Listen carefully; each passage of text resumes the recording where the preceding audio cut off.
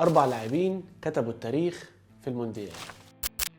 تسجيل هدف في نهائي كأس العالم حدث تاريخي، لكن انك تسجل في ماتشين نهائيين لكأس العالم فده انجاز ما قدرش يحققه غير 4 لعيبه بس في تاريخ بطولة كأس العالم. اول لعيب سجل في ماتشين نهائيين لكأس العالم كان البرازيلي إديسون نيتو او فافا، اللي سجل هدفين في نهائي 58 ضد اصحاب الارض السويد.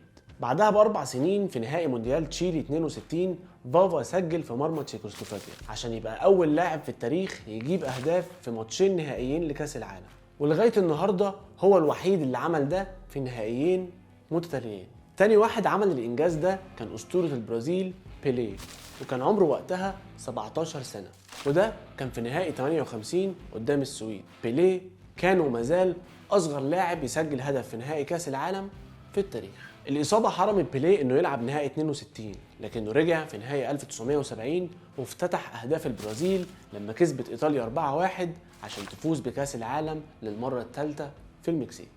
ثالث لاعب سجل في نهائي كأس العالم مرتين كان الألماني بول برايتنر، سجل في مرمى هولندا في نهائي 74 في ميونخ، وده كان قبل ما مولر يسجل هدف الفوز وألمانيا الغربية وقتها تفوز بكأس العالم. وبعدها ب8 سنين في نهائي 82 سجل هدف شرفي في مرمى إيطاليا في آخر 7 دقايق، بس ده كان بعد ما النتيجة كانت 3-0 لإيطاليا اللي كسبت يومها 3-1.